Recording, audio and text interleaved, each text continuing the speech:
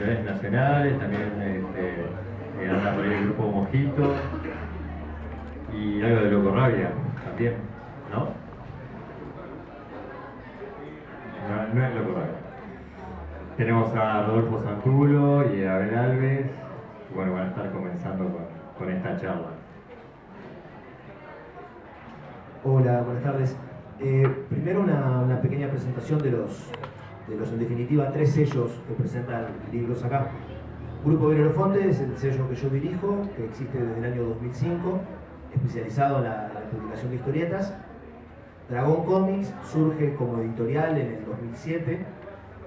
Llevaban un tiempo antes, pero publicando fanzines, y se pasan al trabajo editorial en el 2007. Y por último, el Grupo Mojito, el colectivo editorial, es la unión de nuestros 2 sellos, el de Dragón Comics y el de Belerofonte, junto con la editorial Estuario, que es una editorial especializada en narrativa de Uruguay, y la editorial argentina Loco Rabia. Así que sí, en definitiva, hay algún libro de Loco Rabia, por así decirlo. Vamos a presentar lo que es la última tanda de publicaciones, y empezamos con Zombies, de Abel Alves, que es el segundo volumen que él edita con Dragón Comics de su personaje, o sus personajes, porque en realidad Bessie es la protagonista, pero hay un elenco fijo, que es este libro que tenemos acá. Yo lo voy a ir pasando como si fuera una anunciadora de boxeo, a medida que lo hablando. Y a ver, contanos un poco, bueno, de qué trata en general Zombies y en particular este volumen. Bueno, buenas tardes a todos. Zombies es una historieta de humor y aventuras que, como decía Rodolfo, es el segundo volumen que se publica con Dragón Comics, pero el primero y el segundo son aventuras independientes que se pueden ver, no tienen continuidad, cada historieta es una aventura distinta. Y el trasfondo de Zombies es la historia de Bessie, que es la protagonista, una niña zombie que se ve ahí en la portada, cuyo objetivo es la dominación mundial. Es malvada, es egoísta, es odiosa, y al mismo tiempo pues también es adorable porque es pequeñita y zombie. Y tiene una amiga que se llama Naru, que es una especie de compañera que es una especie de Pepito Grillo que intenta guiarla hacia el bien. Nunca lo consigue, pero esa es su función básicamente. Y Necro, que es un libro mágico, también conocido como Necronomicon, es el famoso libro mágico inventado por Lovecraft, que en este caso pues es un libro obsesionado con las mujeres, un poco pervertido, y es, digamos, el objeto maestro con el que Bessie pretende conquistar el mundo, ¿no? En esta aventura particular hay una hechicera malvada que se llama Meiko Sugimoto, japonesa, que pretende invocar a un dios maligno y arcano conocido como Cthulhu, que se puede ver ahí en la portada, y para invocar a este dios necesita sacrificar a Nalu, la compañera de Bessie, y utilizar el Necronomicon. Entonces así es como nuestros protagonistas se ven envueltas en esta trama, y bueno, toda la historia gira en torno a robots gigantes, alienígenas, monstruos de otros mundos, y hay un montón de referencias a películas, historietas, y un montón de referencias al mundillo friki que la gente sabrá captar. Igualmente, aunque no los capte, la historia está divertida igual para el lector neófito, ¿no? Y bueno, básicamente esto es de lo que trata la historia. Es una historia más bien orientada a un público adulto, o por lo menos adolescente adulto, porque bueno, hay algunos genitales al aire y pechos también. Hay una razón por la cual yo no muestro la contraportada. Claro. Igualmente hay en el stand de Dragón Comics, todo el que quiera puede darle la vuelta, ver la contraportada y disfrutar de ella. Incluso comprar el libro. Incluso comprar el libro, ya eso ya sería, vamos. Y se llevaría un dibujito mío, además también con tetas al aire y todo lo que el comprador me pida. Hay una apuesta anual en la Montevideo Comics que es que Abel Alves en todas sus presentaciones tiene que decir tetas. Como habrán visto, lo ha cumplido. Un año más, Abel ha logrado salir adelante con la apuesta.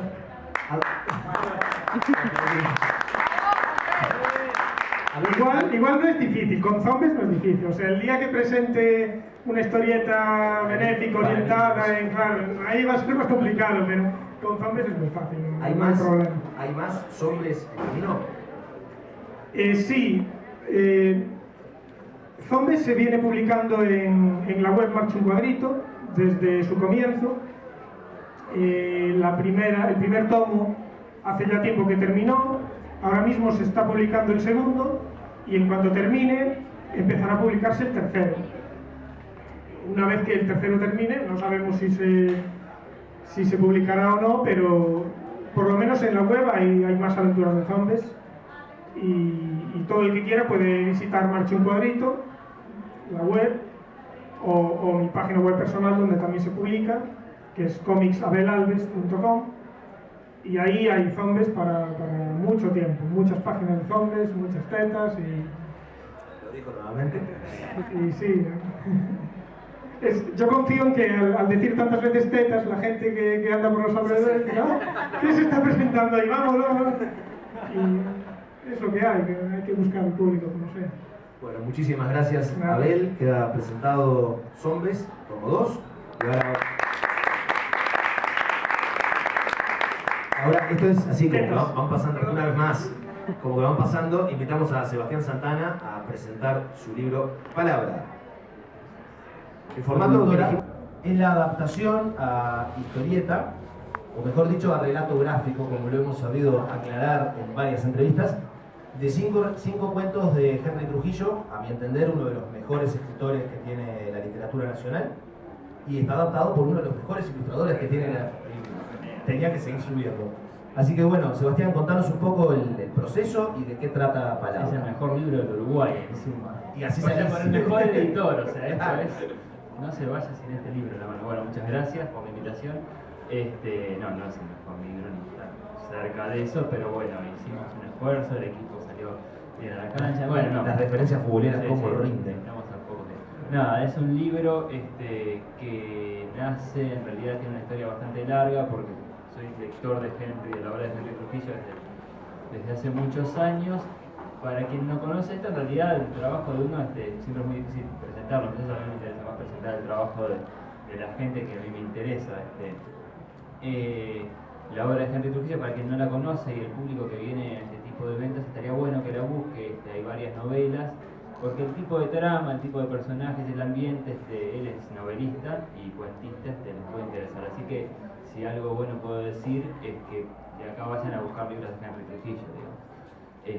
Es un libro que funcionó en mi carrera como ilustrador. Trabajo mucho sobre todo en literatura infantil, y fue como la posibilidad de volver a otro tipo de registro en lo gráfico, que era hacer dibujos para grandes, digamos. En realidad lo que a mí me pasa es que los libros para niños considero que deberían ser para todos, y este es uno como, si bien no hay tetas, hay bastante violencia, hay algo de violencia. También lo dijo. Es un libro en el que pude trabajar un costado menos que en el que publico menos habitualmente, que es una exploración plástica y gráfica, ya exigiendo otros niveles de lectura. A un niño no se le puede pedir que lea esto y que lo entienda cabalmente. Si hay alguno que lo lee y lo entiende cabalmente, los padres deberían preocuparse seriamente por lo que implementan ese niño. Son 5 cuentos en los que decía Santulo que es relato gráfico, porque lo vengo pinchando bastante con el tema de que es relato gráfico y no es historieta, porque si bien no me sé y es muy difícil hacer la definición de historieta, seguramente haya muchas, seguramente haya alguna más o menos consensuada. En el caso de este libro, la apuesta fue a tomar cada cuento como pie para tratar, por un lado, un tema específico del ser humano, de las cuestiones que hacen a la condición humana, la libertad, el miedo, la infancia, Dios y la noche, es en este caso, y además para investigar sobre la plástica del siglo XX. Es como una especie de gran masazo y tratado de sintetizar en en ejercicios, no son ejercicios porque sea preparatorio de otra cosa, sino en trabajos concretos de investigación breves. Entonces, el libro está dividido en 5 capítulos, cada capítulo es un pedazo de la historia gráfica del siglo XX, desde la ilustración previa a la fotografía hasta el estado actual del arte plástico.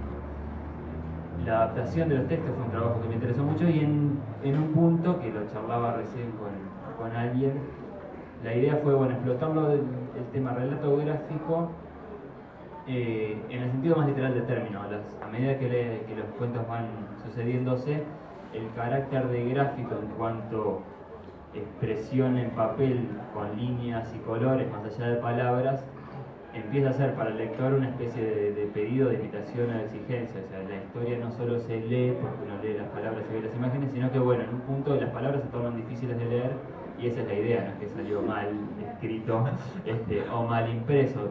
Se te puede perder alguna palabra y bueno, el planteo de la propuesta era por lo menos a ver si la historia se sigue leyendo sin mediar la palabra literalmente leída, sino más bien el pasaje del espectador a través de esos dibujos, de esos grafismos que simulan ser palabras, la mayoría lo son, y todo eso en este planteo de bueno, hacer un pasaje además de historias que van siendo cada vez más oscuras hasta bueno, un final que pretende tener un mínimo de luz, porque tampoco quería que la gente terminara muy deprimida leyendo esto. Para eso está la vida y el Canal 4. Acá nos ponemos todo terrible.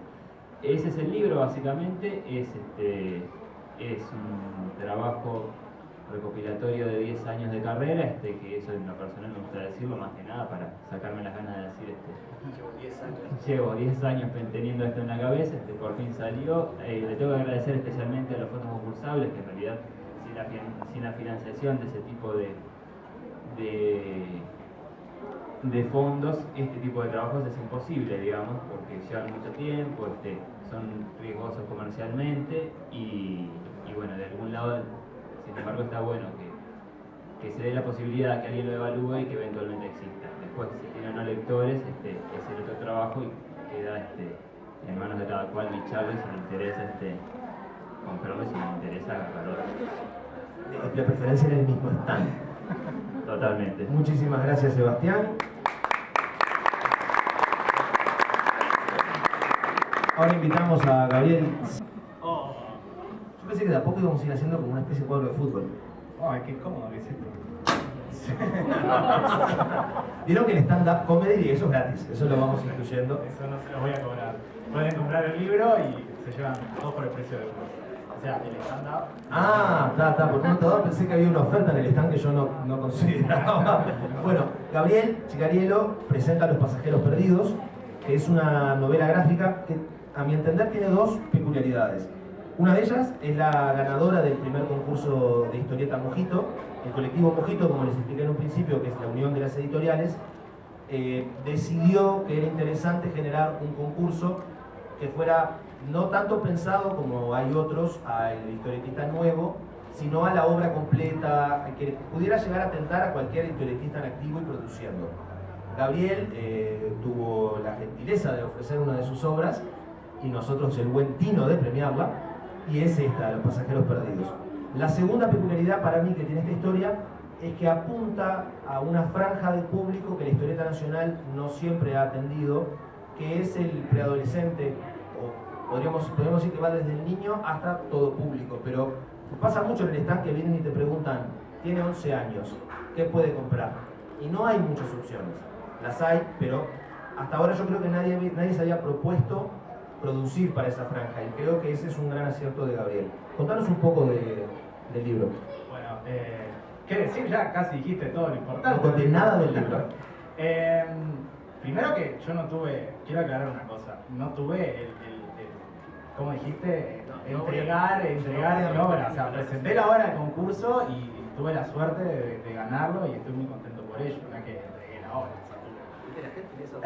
No tuve la gentileza. En fin, ¿qué es Pasajeros Perdidos? Pasajeros Perdidos es una aventura dirigida a un público entre, digamos, 9 y 12 años. Es una historia que pensé explícitamente, pensé directamente para que fuera atractiva para niños, para jóvenes, para preadolescentes, para los gurises que me parece que a veces nos olvidamos en el medio historietístico nacional, de que en realidad son como la base de lectores que hay que volver a traer para que dentro de 5 o 6 años puedan leer Zombies y bueno, regodearse en sus pechos, porque yo no voy a decir la palabra, soy un autor de juvenil. Dama, tetas. Otro más, señoras y señores, Gabriel Chicairo también ha dicho la palabra. Gracias por ese aplauso. ¿De qué trata Los Pasajeros Perdidos? Para hacerlo un poco más ordenado. Es la aventura de 3 personajes principales, Gaspar el arquero, Margarita la bruja y Champiñón el perro que habla, que los 3 son agentes inmobiliarios de casas embrujadas, básicamente. Y se encargan de ir resolviendo todo ese tipo de problemas que usted podría llegar a tener si en su casa se abre un portal dimensional, si se le abre una grieta al infierno, esas cosas que pasan cada tanto y que, bueno, son un pequeño problema si no tenés a quién llamar. La aventura, básicamente, no quiero spoilear la palabra esta nueva que es que vayan y la compren, pero la aventura básicamente trata de constantemente ir hacia adelante, ser una aventura que nunca se detiene y que trata a través del humor de atrapar un poco al lector en este viaje. ¿Hay más aventuras de nuestros agentes inmobiliarios? Estoy comprometido ya a que sí, que en realidad esto es parte de una trilogía. Es importante entender que la historia es autoconclusiva. Lo pueden leer, Muy importante. es muy importante, la pueden leer y con esta historia van a tener una historia completa y se van a divertir, espero, y no van a tener la necesidad de comprar otro libro. Espero que sí tengan la necesidad de comprar otro libro porque les haya encantado Los Pasajeros Perdidos. Pero en realidad sí, la idea es como continuar a los personajes y también crear algo que falta un poco acá, me parece, que es tradición de personajes. Tradición de caracteres que se continúen con autores, incluso afuera de la mano del autor. Mi objetivo, es medio raro decir esto, pero mi objetivo último incluso es que los 3 personajes, Margarita, Gaspar y Champiñón, escapen de mi esfera de acción. O sea, que en realidad se transformen en personajes que puedan ser utilizados por otros autores. Me interesa que en realidad se construya como un universo más amplio del que puedo lograr hacer yo, y eso solo se me ocurre con el trabajo de otra gente. Podría hablar más, yo prometí como mucho más humor en El señor dijo antes de entrar que si había que llenar 40 minutos, él se lo remaba. Estamos viendo que quizás había exagerado un poco. Estoy como medio frío. Pero en todo caso podemos... Tirame una pregunta y yo la contesto. Bueno, ¿por qué un arquero, una bruja y un perro que habla? No, esa... No, sí, es la que tengo, es la única que tengo. Esa es fácil. Un perro porque en todas las cosas que yo hago, quizás alguno de los que está acá haya leído alguna otra de las historietas que alguna vez publiqué, en todas las cosas que yo hago tiene que haber un animal. Porque a mí los animales me gustan los perros, y me gusta que además los perros hablen y sean como un poco la parte más autoconsciente de la historia. Entonces, el perro estaba descartado. Cuando yo dije, voy a hacer 3 personajes, bueno, uno es un perro, tengo que resolver a los otros 2.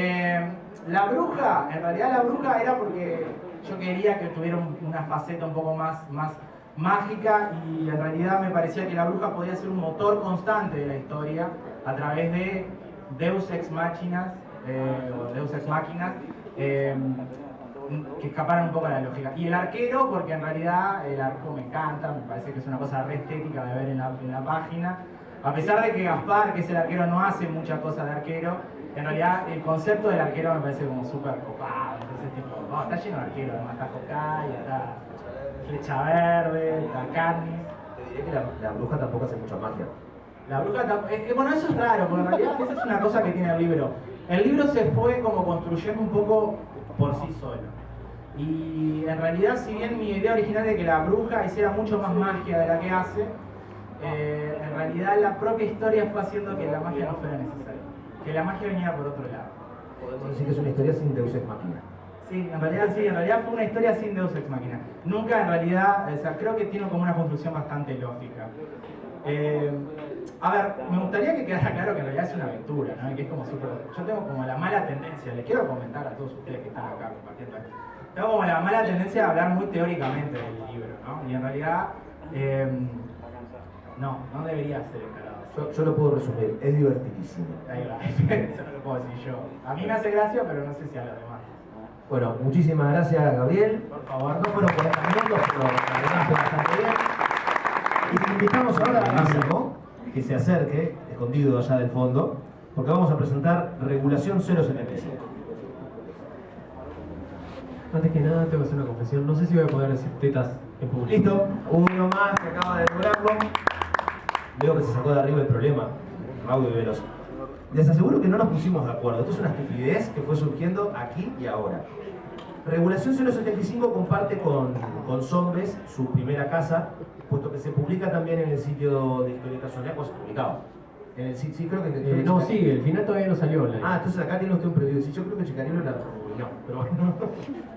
Se publica en Marcha un Cuadrito de manera gratuita, digital, semanalmente.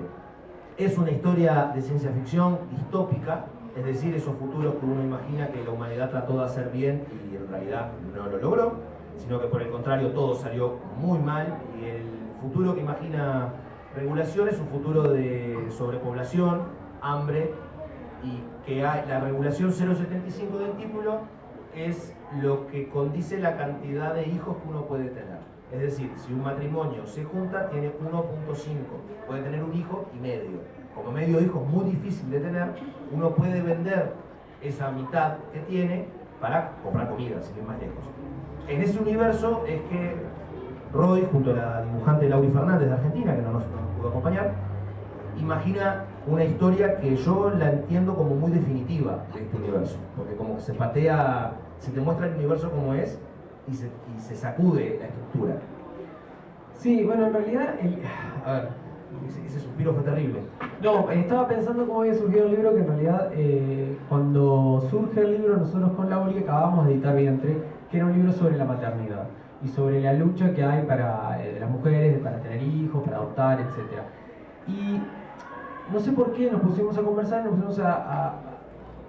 salió la discusión lógica que viene después de qué pasa en una sociedad en la cual se valoriza tanto el hecho de ser madre y de tener hijos, que es qué pasa cuando llegamos a la superpoblación, que es una amenaza que tenemos. Entonces, eso me quedó en la cabeza mucho tiempo, me quedó en la cabeza, y estaba leyendo un libro de Stanley Robinson, en el cual, en un párrafo que no tiene nada que ver con la trama del libro, no hace nada a los personajes, es un párrafo que habla de otro tema completamente distinto. Les hago el paréntesis. Hay un multimillonario que llama a varios científicos para que tiren teorías sobre qué hacer con la superpoblación. Porque este millonario va a contratar a uno de esos científicos. Y uno de los científicos tira esta teoría que a mí me quedó sonando en la cabeza. ¿Qué pasa si uno puede tener 1,5 hijos con su pareja y el 0,5 restante se convierte en una moneda de cambio? ¿Sí? Ahí vas a tener a las personas que deciden tener un solo hijo y mejorar su situación económica, y vas a tener a los que deciden invertir en tener más de un hijo, ¿sí? Por supuesto que en esa teoría no se podría tener más de 2. O sea, el máximo de hijos es 2 para poder mantener la población. Entonces, me quedó sonando y me pareció genial que eso fuera un párrafo que nunca más se toma en cuenta en ese libro, porque a ese científico no lo contratan, les cuento, no importa, pero me quedó sonando que es una situación muy definitiva, y que ¿qué podría pasar con personajes que se ven con embarazos no planeados, o que realmente quieren tener hijos pero su situación económica no es la que le puede llegar a permitir, o que en su juventud vendieron su porcentaje y de repente quieren tener hijos más adelante? Y todo eso empezó a sonar y dije, bueno, no debería ser la continuación lógica, pero me pareció que era la continuación lógica de Vientre, y eso fue lo que terminó saliendo. Digámoslo ahora, Roy no tiene ningún problema con los bebés. Le gustan los bebés. No se lleven una mala idea por los 2 libros enganchados.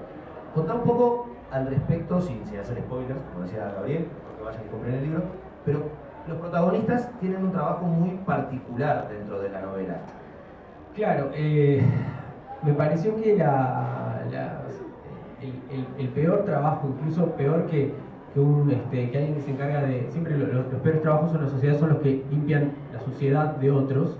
En este caso era el que tenía que controlar que una familia no tuviera más de 2 hijos y que por lo tanto tuviera que dedicarse a entrar a casas, secuestrar a esos niños que se tuvieron afuera de la ley y matarlos.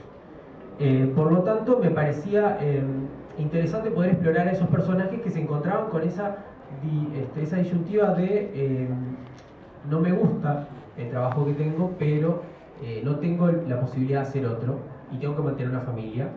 Y bueno, los 4 protagonistas de la historia son uno de esos equipos que se dedican a controlar que se cumpla la regulación.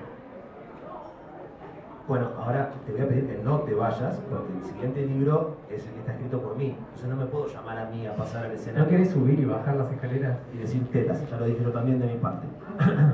El libro, que ahora te toca a vos hacer bueno, eso, estamos bien. invitando a Rodolfo Santulo, no sé si lo conocen, él es uno de los mejores escritores de historieta que hay en nuestro país, pertenece a la vieja guardia y a la nueva guardia de la historieta y además es el editor del Grupo Belerofonte. Hace ya 2 años publicó el Club de los Ilustres con el dibujante Guillermo Hans, que es de Florida, y el año pasado ganaron otro fondo concursable para publicar lo que es una secuela. ¿Se puede llamar secuela? Son, como bien explicó Gabriel al respecto, son álbumes independientes pero que comparten personajes. Hace una pequeña introducción de qué es el primer libro, así puedo hacerte preguntas del segundo. El Club de los Ilustres imagina como una suerte de Uruguay apócrifo, donde por distintas circunstancias que en muchas ocasiones no vienen al caso, terminan conviviendo personajes históricos que estuvieron vivos en el mismo periodo de tiempo, pero a mí no me consta que se hayan cruzado, y mucho menos me consta que hayan formado parte de una unidad secreta del gobierno como si fueran espías. Los personajes además son, en el original, Delmira Agustini, Horacio Quiroga, Aparicio Sarabia y José Pedro Varela, que es un combo por demás curioso y mucho más, y además son espías trabajando para Lorenzo Latorre.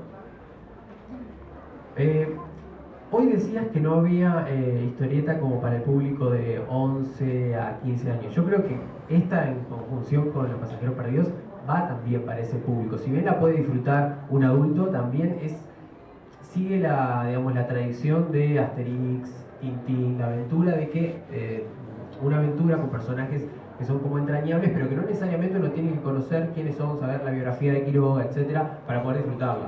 Es más, todos los argentinos que la han leído han dicho: yo no conozco a ninguno, pero solo conocen a Quiroga. bueno, por eso. Entonces los personajes que Rodolfo imagina en la novela, si bien uno puede encontrar rasgos de los personajes históricos, no necesariamente son esos mismos, y uno terminan despegándose de su vida real. Bueno, yo si algo comparto con Gabriel fue el espíritu de tratar de contar una aventura que por encima de todo fuera entretenida. Y yo te escuchaba hablar recién sobre Los Pasajeros, la idea de que siempre estuviera en movimiento, siempre fuera hacia adelante. Y dije, la pucha, es como lo que yo también, no sé si tan conscientemente, traté de hacer con el Club de los Ilustres. Yo aprovecho como un poco las excusas históricas. O sea, sí, en este segundo tomo, por ejemplo, hay un recambio entre los personajes, porque pasan 15 años y algunos murieron en la vida real. Y yo utilizo las muertes para hacer que entran otros personajes que en el tomo anterior eran unos jovencitos y ni siquiera aparecían, pero para el Uruguay de 1904 eran más relevantes. Y se dio la casualidad, entre otras cosas, que por ejemplo son los 100 años de la muerte de Delmira Agustini. Y el asesinato de Delmira Agustini está incluido en el libro, pero tomado de la manera más irrespetuosa posible, porque básicamente el asesinato como fue, que murió a manos de su ex marido, acá resulta no ser así. Entonces yo todavía espero que algún fundamentalista... No spoilees. Pero es un detalle. Pero vos habías comentado, o me comentaste a mí en algún momento, que querías que cada uno de los 3 libros tocara un género distinto. ¿Puede ser? Sí. En el caso del primer libro yo quería jugar mucho con la idea de la ciencia ficción steampunk, esa que imagina un mundo de vapor y máquinas que en realidad funcionan con carbón y demás. Y en este segundo libro yo quería centrarme más en el género de conspiraciones, ¿no? Ese poder que está en las sombras y que maneja detalles. Hay un agregado que cuando yo originalmente había pensado esta historieta muchos años atrás, no había tenido en cuenta, que es Guillermo, el dibujante. A medida que yo empecé a trabajar con Guillermo, Guillermo es un dibujante de la tradición de la línea clara europea, muy mandado a hacer para la comedia. Y yo a medida que veía las páginas de Guillermo, inevitablemente iba agregando más y más chistes. Entonces, si hay un género que van a compartir todos los libros que puedan llegar a salir de estos personajes, son la comedia. Porque si bien el primero es de ciencia ficción, de conspiraciones, etc., el humor está marcado porque la impronta del artista, yo lo sentí como una obligación. No podía buscar una formalidad, una seriedad, cuando tenía semejante bestia del dibujo para hacerlo humorístico. Y así como le preguntaste a Chicarielo y a Abel, ¿hay más ilustres? Un tomo más hay, seguro por lo menos, donde la idea es que se cerraría el arco de estos personajes y luego, para seguir afanando a Alan Moore, como lo dice desde un principio, me puedo imaginar unos ilustres en la década del 50 con otros personajes. No voy a andar diciendo que no me afané a Alan Moore, claro que me afané a Alan Moore. Creo que todo buen guionista tiene que afanarse a Alan Moore. ¿Hay una pregunta? Sí, ¿quién es la formación de este señor? Eso sería un spoiler. Ah, muy bien. Compre usted el libro. Usted es prensa, incluso puede hasta pedirlo para reseñarlo. Bien. Bueno, despedimos al autor Rodolfo Santulo y lo invitamos al editor Rodolfo Santulo para que nos hable de Testimonios Oscuros. Vamos a hacer un doblete, porque aparte no sé cómo estamos de tiempo, pero imagino que... ¿Cómo estamos de tiempo? ¿Cortos? Vamos a presentar a dos libros de autores que no están presentes, se llama esta sección. Más, quedamos cruzados. Bueno, yo presento a Gustavo Sala con su libro Amasala. Gustavo Sala, para los que no lo conocen, es uno de los mejores humoristas gráficos de la actualidad en Argentina. Lleva los últimos 15 años en continuo crecimiento. Y Amasala, esta edición uruguaya, recoge el Amasala original y lo completa, porque recorre historietas entre el 1998 y 2013. Todo lo que Gustavo publicó bajo el nombre Amasala está incluido acá, en una edición corregida varias veces por su mismo autor, como el editor me contó. Yo lo conozco el editor y me contó que fue una ida y venida bastante interesante. ¿Qué nos puede decir el editor de Amasala? Primero que estoy muy feliz porque es el primer libro de Gustavo Sala en el Uruguay. Es más, creo que Gustavo no había editado nada que no fuera en Argentina, y luego de que editó acá en Uruguay, editó en Chile, o sea que fue como la primera vez que exportó su trabajo en libros. Y nada, trabajar con Gustavo fue muy fácil, más allá de que él es muy crítico con su trabajo y a veces rehace tiras. Tiene varias tiras que son iguales, pero que están dibujadas en varios años, con varios años de diferencia, porque él ve el dibujo de hace 2 años y no le gustó y la vuelve a hacer. Y bueno, a veces nos mandaba 3 tiras para que eligiéramos cuál nos gustaba más. Una que dibujaba en el 2009 y otra en el 2011. Pero salvo eso, en realidad fue un trabajo muy lindo, muy feliz, y nos hubiera gustado que estuviera acá para presentarlo a él, porque seguramente hubiera dicho teta. Sobre todo la cantidad de chistes que podía haber hecho relacionada a la palabra teta, Gustavo Sala, que nos hubiera desbordado a todos. Bueno, sabremos con... Sí, bueno, Testimonios Oscuros es la primera novela gráfica de Fernando Ramos. Fernando Ramos empezó a trabajar en historieta en Psychic, en la revista Psychic, y este fue un fondo concursable que ganó en el 2012 y que culminó con este hermoso libro que, a decir verdad, yo como amigo de Fernando me siento muy orgulloso porque le salió perfecto, digamos. El libro trata 5 tragedias de la humanidad, trata una historia que transcurre en un campo de concentración, trata la tragedia de Cromañón en Argentina, trata la tragedia de los Andes, trata la historia de un chico que quedó paralítico cuando le dieron un balazo en la espalda, y me estoy olvidando del asesinato de Natalia Martínez. El asesinato de Natalia Martínez, el secuestro de Natalia Martínez. Es un libro fuerte y duro, ¿sí? Es un libro que es complicado de leer por los temas que trata, pero yo creo que Fernando lo lleva bastante bien. El estilo de dibujo de Fernando, que trabaja mucho con los negros y con las sombras, ayuda un montón a las historias, y yo creo que es de lo mejor que se ha publicado el año pasado en Uruguay. Salvo por la intervención de un par de guionistas invitados que ¿Para qué mencionar? Sí, no los mencionemos, es todo de Fernando. Nada, eso, son todos libros que se pueden encontrar en el stand de Dragon Comics Mosquito Belerofonte. Está al final Encima los precios, ¿te parece? ¿No les parece que es medio carreta que digamos los precios? Bueno, decimos los precios. Andan todos entre 300 y 200 pesos. Ahí va, entre 200 y 300 pesos. Andan todos los libros. Y ahí pueden encontrar además todos los libros de Belerofonte, todos los libros de Dragon Comics, todos los libros de Mojito, las bases para el concurso de historieta que va a la fecha de entregas en diciembre. Es el segundo premio nacional de historieta que lanza Mojito. Y ¿Me presentás de nuevo, Chucarilo? ¿Hay un tomo 2 ahí? Puede ser. Eso. Y bueno, les agradecemos a todos por venir y nada. Muchísimas pasen por el gracias. stand.